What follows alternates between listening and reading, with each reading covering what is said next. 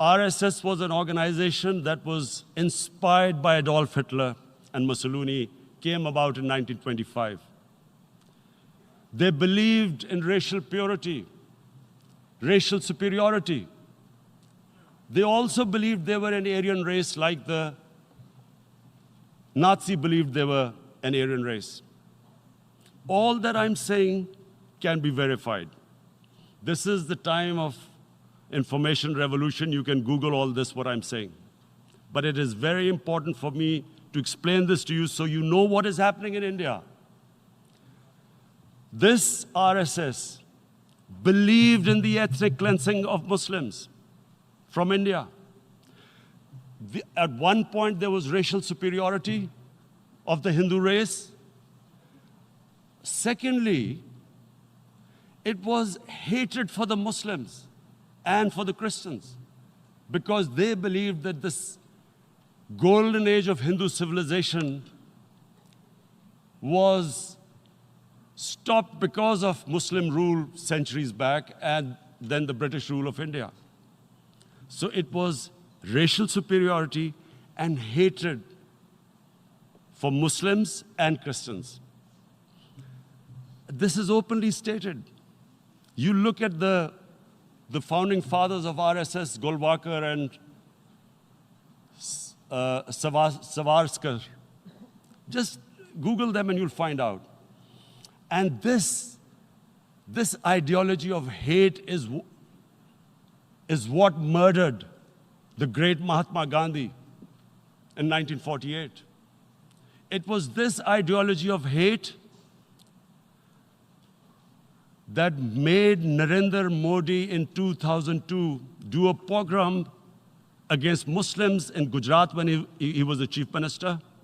He allowed 3 days for these RSS goons who were inspired by the Hitler brown shirts. They actually wear brown shirts. This RSS, the Congress Home Minister gave a statement that in RSS camps, terrorists are being trained. And these terrorists butchered 2,000 Muslims and 150,000 Muslims were made homeless. Narendra Modi could not travel to the US because of that. And I need to make you understand this background before I explain to you that what sort of a mindset would lay siege to 8 million people with 900,000 troops. Women, children, sick people, locked in as animals. In fact, of what I know of England, if 8 million animals were locked in, the RSPCA would have made a lot of noise about it. These are human beings.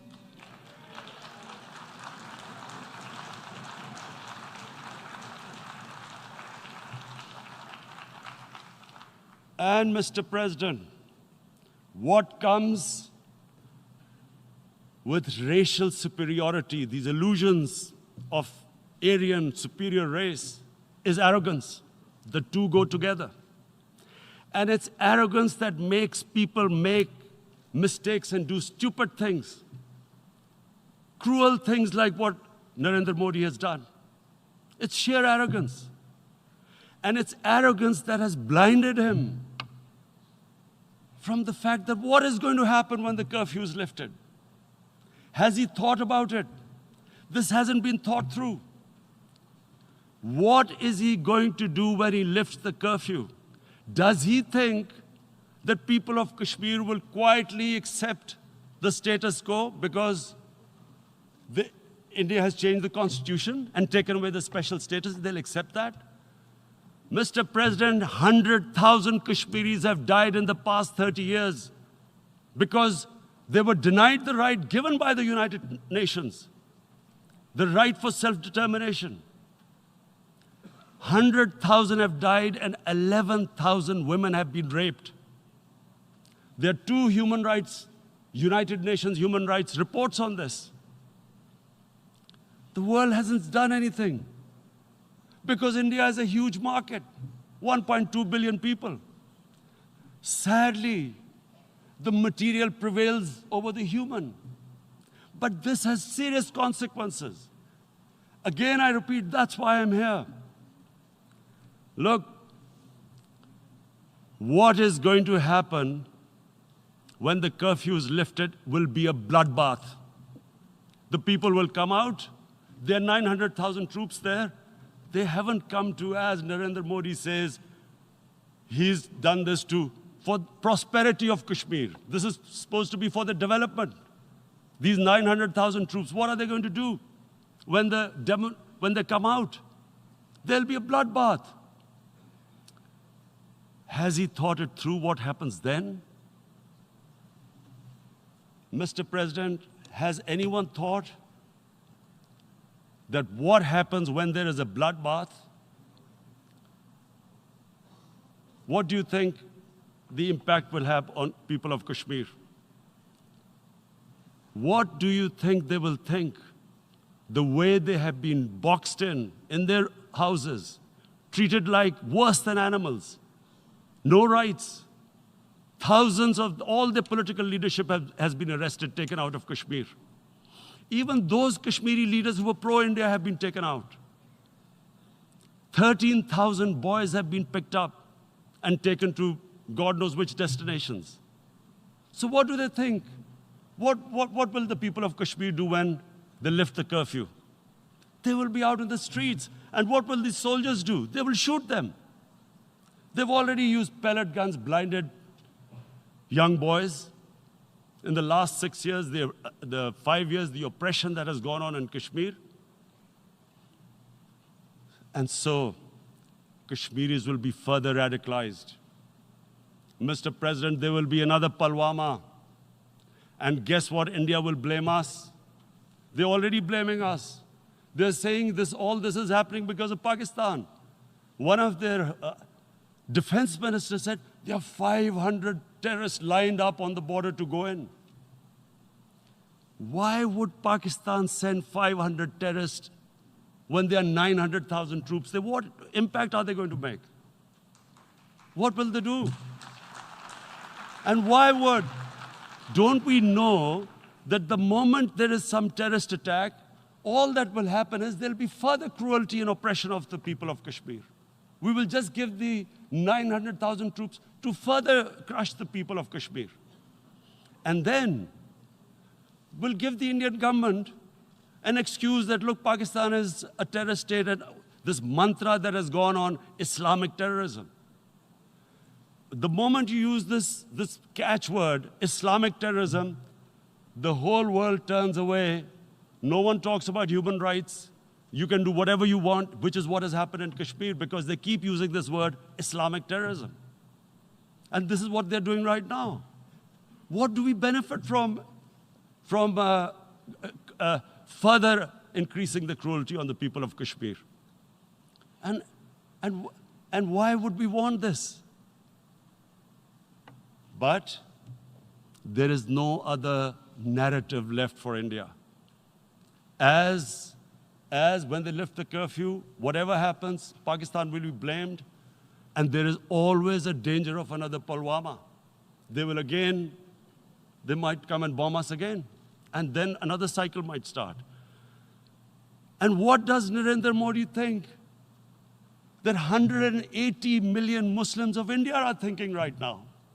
Aren't they watching these Kashmiris stuck inside for 55 days they've been stuck in? Aren't they watching? What do you think? Don't you think that the Muslims will be radicalized in India? And I'm talking about 180 million people. And when they get radicalized, there will be some incident in India somewhere down the line. Again, we will be blamed. And I'm warning you right now, again, we will be blamed.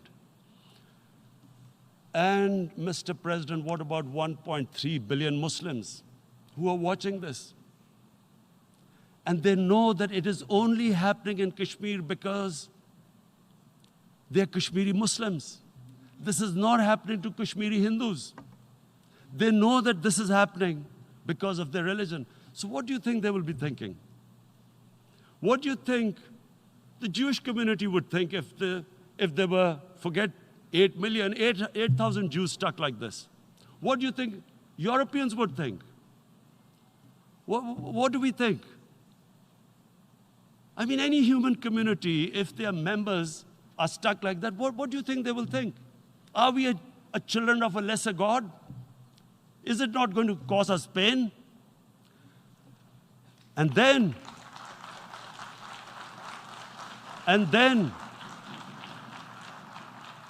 I'll tell you what will happen. People will, in the 1.3 billion Muslims, someone will pick up arms. I know we've been brought up with films, Western films. This good, decent guy doesn't get justice. He decides to pick up a gun and start seeking justice. There was a film made in New York, famous film called Death Wish. This guy gets mugged by and his family, his wife gets killed or something. He can't get justice. He picks up a gun and he goes around shooting muggers. And the whole cinema cheers him on.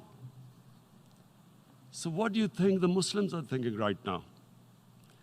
If there is a bloodbath, there will be Muslims becoming radicals, not because of Islam, but because of what they will see, that there's no justice when it comes to Muslims. There were Rohingya Muslims, Myanmar, who are, God knows, almost 1 million people out, ethnic cleansing. What was the response of the world community? So what do you think will be the response of 1.3 billion Muslims? I picture myself.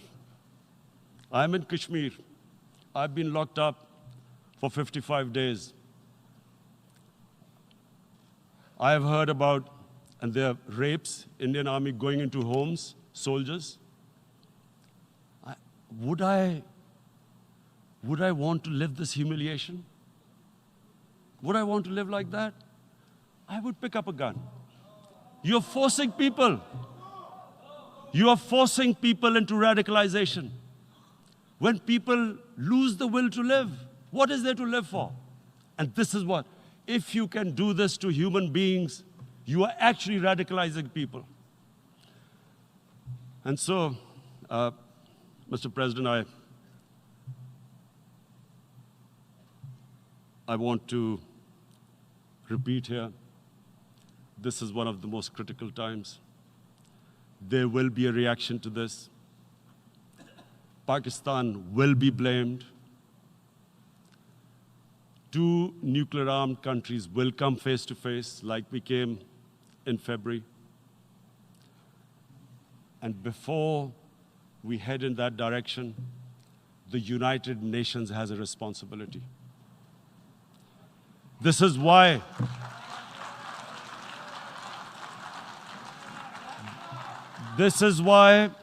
the United Nations came into being in 1945. You were supposed to stop this happening. I feel we are back to 1939, Munich. Czechoslovakia has been taken, annexed. What is the world community going to do? Is it going to appease a market of 1.2 billion, or is it going to stand up for justice and humanity?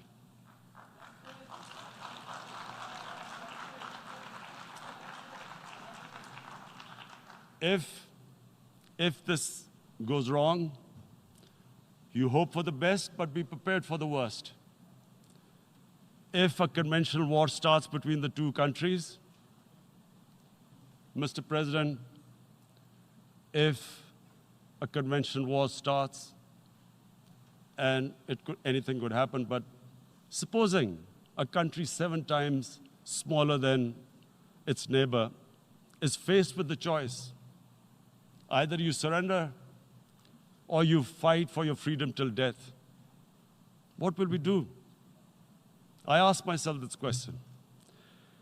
And my belief is, La ilaha illallah, there is no God but one. And we will fight. And when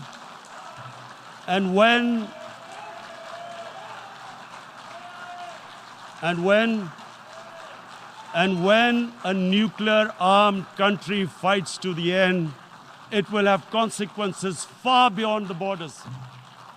It will have consequences for the world, which is why I repeat I'm here. Because I'm warning you, it's not a threat. It's a fair worry that where are we headed?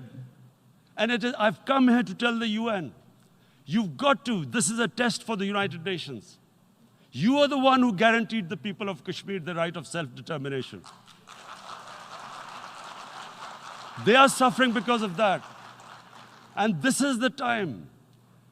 This is the time not to appease like in 1939 appeasement took place. This is the time to take action.